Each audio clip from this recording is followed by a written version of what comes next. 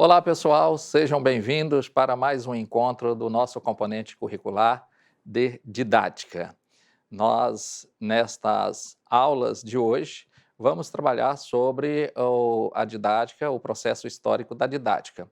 Como vocês estão observando, nós temos aqui o processo histórico da didática 1 e a próxima aula teremos História da Didática, o processo histórico da didática 2. Por que isso?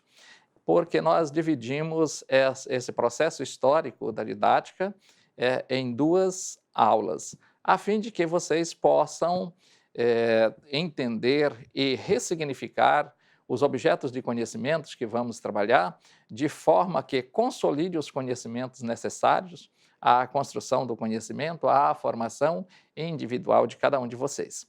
Portanto, espero que nesta aula de hoje tenhamos uma oportunidade ímpar de conhecermos um pouco desse processo histórico da didática. Vamos então para os nossos objetos de conhecimentos. Temos aqui o surgimento da didática. Vejam que a didática ela surge formalmente aí por volta do século XVII, foi atribuída a Comênio, né, como a sua didática magna, que foi uma obra que ele escreveu, titulada Didática Magna, e o que isso significa? A arte universal de ensinar tudo a todos. Quando nós aprendemos um pouco lá na nossa aula anterior sobre a didática e o significado de didática, que foi considerada, inclusive, a arte de transmitir conhecimento, a arte de ensinar, então, na didática magna de Comênio, ele trabalha justamente nessa concepção de que deve-se ensinar tudo a todos. E, para isso, o aporte didático é o instrumento necessário para esse processo de construção de conhecimento. Prosseguindo, nós temos, segundo Castro, né? Ele vai falar, ele participou dessa atribuição Ratíquio, né? E ambos acreditavam ter encontrado um método, ou seja, passos para o ensino. Como ensinar? Mediante um ensino de modo rápido e agradável. Veja que tanto Comênio como Rático, eles acreditavam que com o método didático, eles tinham encontrado uma maneira fácil para se ensinar, uma maneira fácil das pessoas compreenderem aquilo que estava sendo ensinado. Observe que, nesse princípio, quando se atribui esse termo didática, por volta do século XVII, e a didática vem justamente com aquela concepção que nós vimos na aula anterior, essa arte de transmitir conhecimentos. Não se trabalhava dentro de uma concepção dialógica, de que o conhecimento ocorre de forma dialógica. Então, vejam que era bem naquela concepção, e aqui nós já vamos começar a discutir um pouco, era bem numa concepção tradicional, aquela concepção que acredita que o estudante é esse recipiente vazio e o mestre é aquele que tem todo o conhecimento para encher esse recipiente, ou seja, transmitir esse conhecimento para o estudante. Um pouco diferente do que da compreensão da didática que temos na atualidade, que nós discutiremos essas questões nas nossas próximas aulas, tá bom?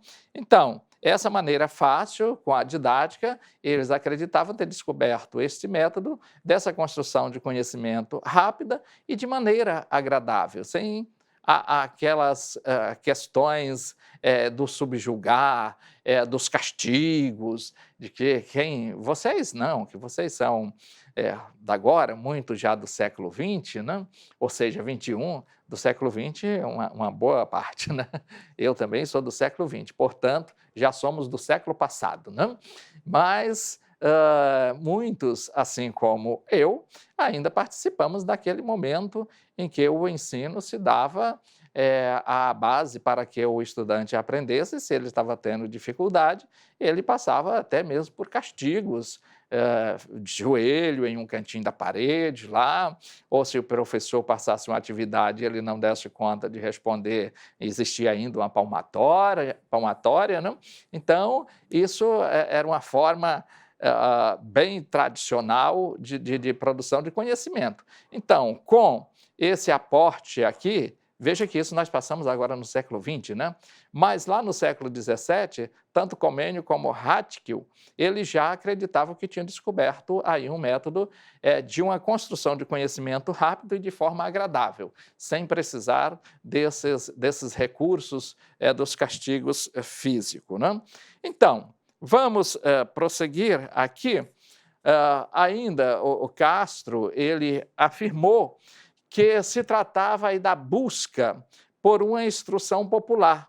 Quando se trabalha essa questão da história da didática ou do surgimento da didática, é aí na concepção de encontrar um método que buscava trazer uma instrução popular, ou seja, que a instrução ela pudesse alcançar a todas as pessoas, uma vez lá como Comênio trata na sua didática magna, que era a forma de ensinar tudo a todos. Não?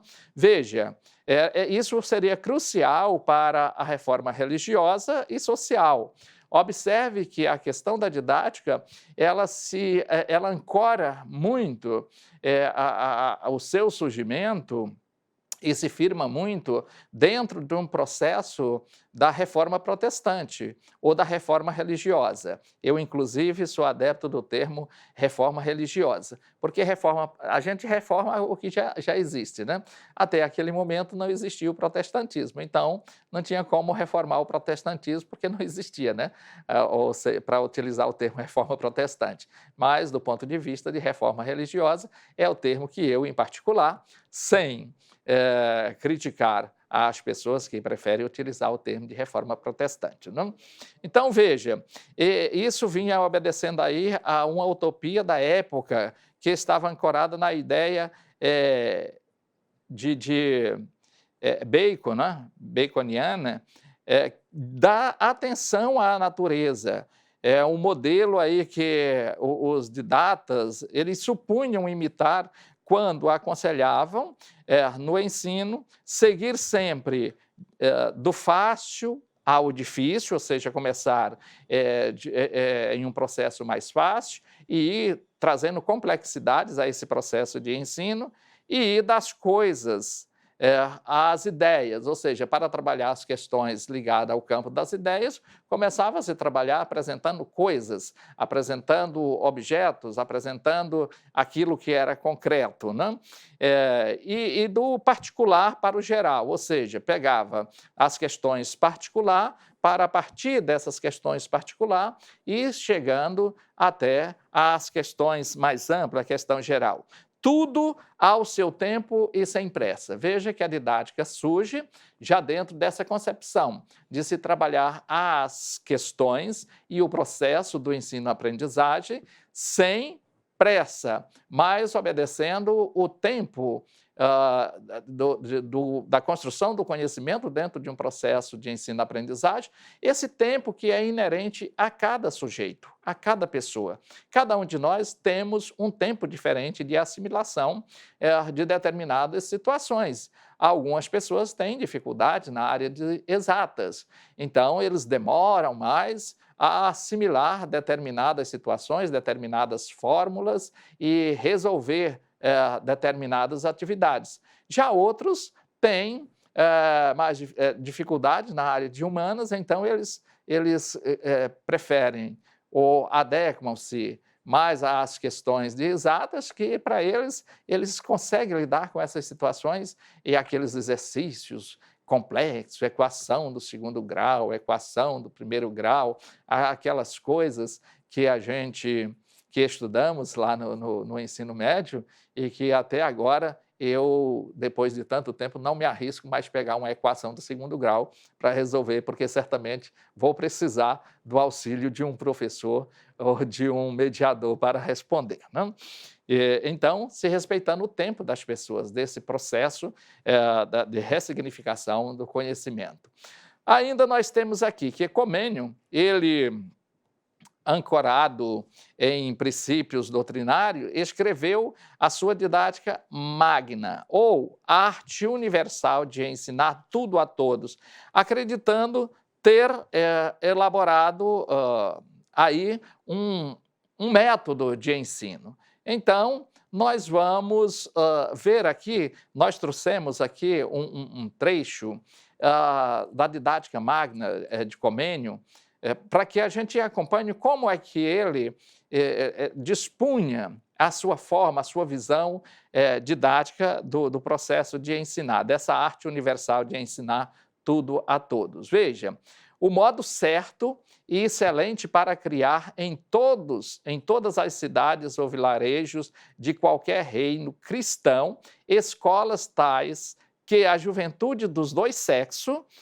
sem excluir ninguém, pudessem receber uma formação em letras, ser aprimorada nos costumes, educada para a piedade e, assim, nos anos da primeira juventude, receba a instrução sobre o que é da vida presente e futura, de maneira sintética, agradável e sólida.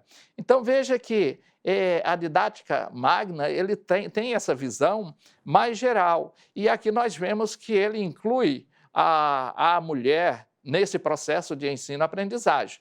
Algo que até a descoberta, ou seja, a chegada dos europeus no Brasil não acontecia, né? Quando nós tivemos aqui no Brasil, no século XVI, o Ratio Studiorum, trazido pelos jesuítas, as mulheres elas eram excluídas do processo de ensino, ou das instituições de ensino. As instituições de ensino eram criadas para os filhos homens da elite agrária. Então, aqui, Comênio, na sua didática magna, ele já traz, já trabalha com essa questão desse modo excelente para criar mecanismo de que os jovens, ainda na primeira infância, aquilo que hoje nós trabalhamos aí na fase inicial e na segunda fase do ensino fundamental, a primeira infância, que eles tratavam nessa época, eles já possam aprender de forma prazerosa, agradável e sólida. Vejam que aqui na didática magna, ainda continuamos falando aqui sobre o Comênio, do que ele fala, né? na sua didática magna, que a proa e a popa da nossa didática, veja, proa e popa são dois pontos do barco, né? A proa, a parte da frente, a popa é justamente onde estão os jacumã, né? Para posicionar a navegação. Ele faz essa analogia, dizendo que a proa e a popa da nossa didática seja buscar e encontrar um método para que os docentes ensinem menos e os discentes, no caso, os estudantes, aprendam mais. Ou seja, não trazer aquela densidade de que nós chamávamos conteúdo, que agora na BNCC traz como objetos de conhecimentos. Mas os docentes terem uma postura de falar menos, buscar mecanismos metodológicos para que o discente, que é o estudante, tenha condições de estudar e aprender mais, sem sermos, enquanto docentes, essa pessoa detentora de todo o conhecimento. Veja que ele ainda nos diz, na sua citação, que nas escolas hajam menos conversa, menos enfado e trabalhos inúteis, mais tempo livre, mais alegria e mais proveito. Ele vai trabalhar dentro desse contexto de que nas escolas precisa de um tempo livre, e esse livre não é esse livre da ociosidade improdutiva, não. É um tempo em que as pessoas possam, de forma mais livre, menos densa, até aprender dentro de um espaço de utilização de alguns mecanismos, de brincadeiras, atividades, maratonas, algumas oficinas que retira aquele peso de estar fechado dentro de uma sala de aula, ou mesmo que esteja numa sala de aula, se utiliza metodologias mais abertas, o que hoje se chama de metodologias ativas, a fim de que o estudante ele se envolva nesse processo de conjunção de conhecimentos. Então, ele vai dizer que haja mais onde tenha menos trabalhos inúteis, né, enfadonhos, e tenha mais tempo livre, mais alegria e mais proveito para o estudante. Afinal de contas, a função das instituições educacionais, a função de se trabalhar com formação de pessoas é construirmos conhecimentos dentro das áreas e temáticas específicas nas quais nós nos propomos a trabalhar, que certamente proporcionarão o bem-estar para a sociedade.